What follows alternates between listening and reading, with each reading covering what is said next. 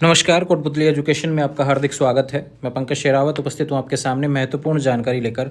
आज हम बात करेंगे राजस्थान यूनिवर्सिटी यूजी एग्ज़ाम 29 अप्रैल के जो एग्ज़ाम है यहाँ पर यूजी कोर्सेज के पास कोर्सेज के, उसके बारे में मोस्ट क्वेश्चंस के बारे में आपको बताएंगे। सबसे पहले आपको बता दूं, यहाँ पर first year x physics second और बॉटनी सेकंड का गेस्ट पेपर देखने को मिलेगा।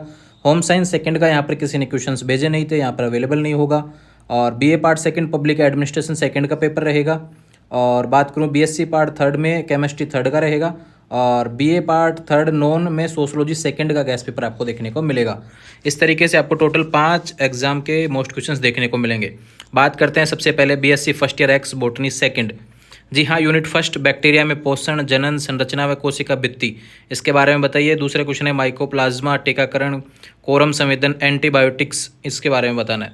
यूनिट सेकंड की बात करूँ, पॉक्स वायरस, टीएमवी और एलेक्सोपोलस द्वारा कवकों का वर्गीकरण, इसके बारे में आपसे क्वेश्चन पूछ सकता है। बैक्टीरिया का लाइफ सर्किल और वायरस में मोल्स में होने वाले प्रमुख रोग व लक्षण, रोग का वर्गीकरण, बैक्टीरिया व कवकों से होने वाले रोग लक्षण। यूनिट थर्ड की बात करें तो एल्बुगो के जीवन चक्र का वर्णन, क्रूसीफेरी के सदस्यों में श्वेत कीट रोग के लक्षण, नियंत्रण के उपायों के वर्णन। और स्केलेरोस्पोरा व हरित वाली रोग जो होती है, इसके बारे में यहाँ पे यूनिट थर्ड से क्वेश्चन आएगा। एक क्वेश्चन ये है एस्परजिलस व पेजिजा, इसके बारे में भी आपसे पूछ सकता है। दूसरा बात करें यूनिट फोर्थ की तरफ, ओस्टिलोगा में कुंड रोग, पक्सीनिया व किट रोग और अगर लकस, इसके बारे में क्वेश्चन आपको देखने को मिल सकता है। इसमें अगला क्वेश्चन की बात करें, अल्टरनेरिया का जीवन चक्र में आलू के अंगेती अंगमारी रोग का वर्णन करो। इस तरीके से क्वेश्चन आपके लिए होने वाले हैं। वैसे फर्स्ट ईयर एक्स यहाँ पर बात करें फिजिक्स सेकंड की तरफ, कुछ क्वेश्चन यहाँ पर भी लिखे गए हैं। पहला क्वेश्चन है भैया, किसी सदिश क्षेत्र के डाइवर्जेंस को परिभाषित कीजिए तथा कार्तीय निर्देशांकों में सदिश क्षेत्र के डाइवर्जेंस का व्यंजक ज्ञात करो, इसका भौतिक महत्व समझाइए। दूसरा क्वेश्चन है सिद्ध करवाने से रिलेटेड डाइवर्जन है, यहाँ पे क्वेश्चन आपके सामने लिखा हुआ है इसके बारे में। और दूसरा बात करें यहाँ पर स्टोक प्रमेय का कथन लिखकर इसे सिद्ध करना है। किसी सदिश क्षेत्र में कर्ल की परिभाषा दीजिए, कर्ल का व्यंजक ज्ञात करो तथा इसका भौतिक महत्व समझाइए। अदिश क्षेत्र की प्रवणता को परिभाषित करो व व्यंजक प्राप्त करो। गॉस डाइवर्जेंस प्रमेय या कथन लिखकर इसे सिद्ध करो। अगला क्वेश्चन है, एक विद्युत द्विध्रुव से आप क्या समझते हैं। विद्युत द्विध्रुव के कारण किसी ध्रुवीय बिंदु आर के ऊपर विद्युत क्षेत्र की तीव्रता हेतु व्यंजक उत्पन्न करो। दर्शाइए कि बिंदु के अक्षीय से निरक्षीय स्थिति में परिवर्तन से विद्युत क्षेत्र की तीव्रता का मान घटता है। अगला क्वेश्चन फिर से एक यहाँ पर, स्थिर वैद्युत ऊर्जा क्या है। त्रिज्या आर तथा आवेश क्यू का एक समान आवेशीय गोला बनाने हेतु आवश्यक ऊर्जा का सूत्र उत्पन्न करो। इलेक्ट्रॉन की चिरसम्मत ऊर्जा हेतु संबंध यहाँ पर प्राप्त करो।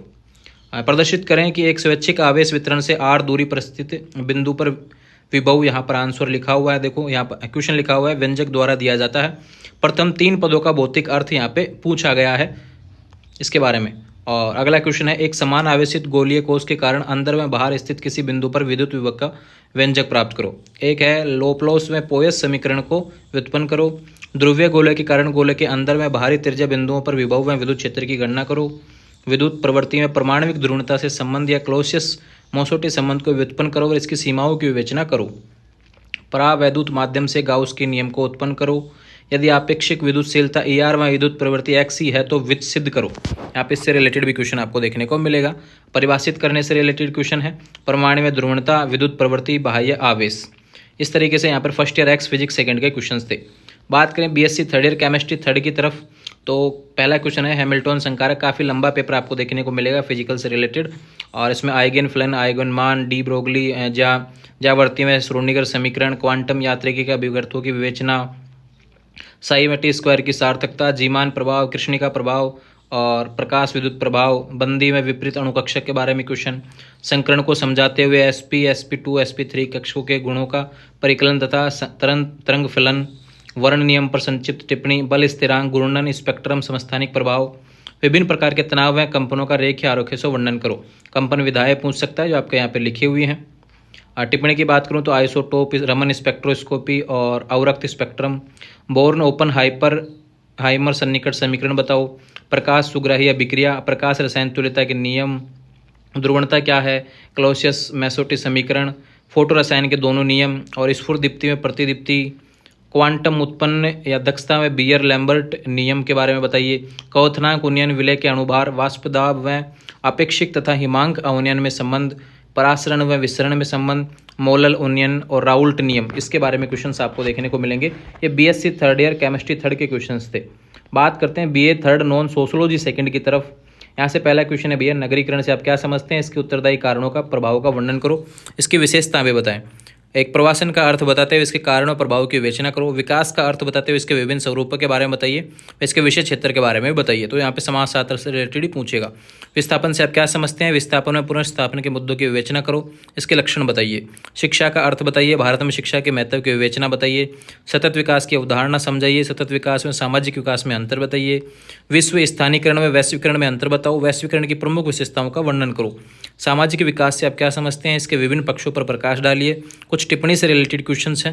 विकास व विकास जनित विस्थापन, नगर व महानगर में अंतर, भूमंडलीय संचार व्यवस्था में होने वाले परिवर्तन, सामाजिक असमानता, विश्ववाद, ग्रीन हाउस प्रभाव और निजी सार्वजनिक अंतर्विरोध, प्रगति में विकास में अंतर, पुनर्वास, सीमांतीकरण, कुपोषण, पर्यावरणीय जोखिम, रिस्क सोसाइटी और आधुनिकीकरण, भूमंडलीवाद, नगरों में विचलन। इस तरीके से यहाँ पर सोशोलॉजी के पेपर आपका होने वाला है BA पार्ट थर्ड का। बात करते हैं यहाँ पर पब्लिक एडमिनिस्ट्रेशन से रिलेटेड। यहाँ पे भी कुछ क्वेश्चंस हैं। भारत में राज्य प्रशासन की स्थिति, सामान्य पृष्ठभूमि, विकास व महत्व का वर्णन करो। राज्यपाल और मुख्यमंत्री की शक्तियों, कार्यों और भूमिका की व्याख्या करो। किसी एक के बारे में यहाँ से पूछ सकता है। कॉलेज शिक्षा निदेशालय के संगठन व कार्यों का वर्णन करो निदेशालय के। और राजस्थान सरकार के गृह विभाग की संरचना के बारे में बताइए। राजस्थान में कृषि निदेशालय के संगठन व कार्यों का वर्णन करो। राजस्थान के वित्त विभाग व राजस्व मंडल विभाग के संगठन व कार्य प्रणाली के बारे में बताइए। राजस्थान लोकसभा आयोग के संगठन व कार्यों का वर्णन करते हुए इसकी भर्ती प्रक्रिया की विवेचना करो। तो यहाँ से क्वेश्चन, यहाँ पे आलोचनात्मक क्वेश्चन भी पूछ सकता है, इसलिए इन क्वेश्चंस को अच्छे तरह से देख जाएंगे। जिला प्रशासन की स्थिति, भूमिका व कार्यों का वर्णन करो, इसका महत्व भी बताओ। राजस्व प्रशासन में तहसीलदार की स्थिति, कार्य व शक्ति की विवेचना करो। इसमें इंपॉर्टेंट है कि पटवारी का भी आपसे पूछ सकता है। टिप्पणी की बात करें, राजस्थान पुलिस सेवा का प्रशिक्षण, राजस्थान प्रशासनिक सेवा का प्रशिक्षण, राजस्थान राज्य लोक प्रशासन संस्थान के बारे में पूछ सकता है, राजस्थान सिविल सेवा अधिकरण के बारे में पूछ सकता है, राज्यपाल और मंत्रिपरिषद में संबंध के बारे में आपसे क्वेश्चन पूछ सकता है। इस तरीके से 29 अप्रैल को होने वाले राजस्थान यूनिवर्सिटी के मोस्ट क्वेश्चन के बारे में आपको बता दिया है।